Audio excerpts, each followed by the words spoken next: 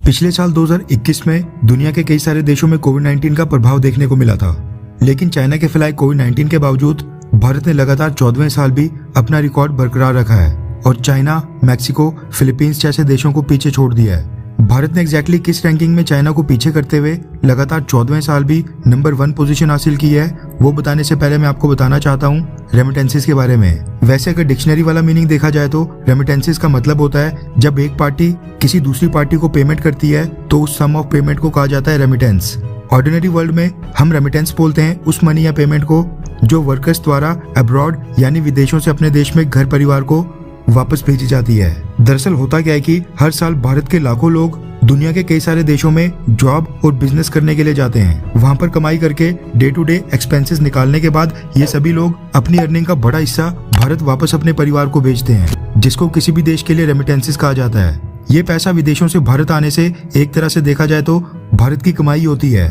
2020 में दुनिया भर से भारतीयों ने $83 बिलियन भारत वापस भेजे थे, जो कि वाकई में बहुत ही बड़ा अमाउंट होता है। कहने को तो चाइना के भी कई सारे लोग विदेशों में रहते हैं, लेकिन भारत ने इस साल एक बार फिर रेमिटेंसेस के मामले में चाइना को पीछे छोड़ दिया है। रेफरेंस के लिए आपकी स्क्रीन के ऊपर द इकोनॉमिक टाइम्स के आर्टिकल का स्क्रीनशॉट है, जिसके मुताबिक यूएन द्वारा रिलीज की गई रिपोर्ट में ये जानकारी मिली है कि साल 2021 फाइनेंशियल ईयर में रेमिटेंसेस के मामले में भारत ने $87 बिलियन के साथ पूरी दुनिया में टॉप किया है। यानी भारत को पिछले साल 2021 में दुनिया में सबसे ज्यादा $87 बिलियन की रेमिटेंसेस मिली है।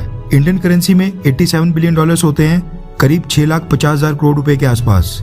कंपैरिजन को और ज्यादा आसान बनाने के लिए आपको बता देता हूँ कि साल 2021 से 22 के लिए हमारा डिफेंस बजट है $65 बिलियन के आसपास, जबकि अकेले रेमिटेंसेस से ही भारत को मिल रहे हैं $87 बिलियन, यानी डिफेंस बजट से भी ज्यादा। यानी ये बहुत ही ह्यूज अमाउंट है। यूनाइटेड नेशंस की रिपोर्ट के मुताबिक विदेशों से सबसे ज्यादा रेमिटेंसेस मिलने के आधार पर नंबर 1 पर आता है इंडिया, नंबर 2 पर भारत के बाद $53 बिलियन के साथ है चाइना, नंबर 3 पर मैक्सिको को भी $53 बिलियन मिले, नंबर 4 पर $36 बिलियन के साथ फिलीपींस और नंबर 5th पोजीशन के ऊपर $33 बिलियन की रेमिटेंसेस के साथ रहा इजिप्ट। पिछले साल भी टॉप 5 पोजीशंस पर सेम यही कंट्रीज थी। भारत की बात करें तो रेमिटेंसेस के मामले में हम साल 2008 से ही पिछले 14 सालों से नंबर 1 पोजीशन पर रहे हैं। रिपोर्ट्स के मुताबिक यह अनुमान लगाया जा रहा है कि अगले साल 2022 के लिए हमारी रेमिटेंसेस कम से कम भी 3 से 5% की ग्रोथ रेट से बढ़ेंगी, जो कि $87 बिलियन से बढ़कर 92 बिलियन तक पहुंच जाएंगी और साल 2025 तक $100 बिलियन को पार कर देंगी। हालांकि एक बार फिर बता देता हूं कि ये एजेंसीज का अनुमान है, रियल फिगर अगले साल ही पता चलेगा। वहीं भारत को जो ये इस साल $87 बिलियन रेमिटेंसेस के रूप में मिले हैं, इनमें सबसे ज्यादा पैसा आया है अमेरिका से, लगभग 23%, यानी $20 बिलियन के करीब रेमिटेंसेस अकेले अमेरिका से ही मिली हैं। अमेरिका के बाद यूनाइटेड अरब एमिरेट्स, उसके बाद सऊदी अरब और फिर स्विट्जरलैंड।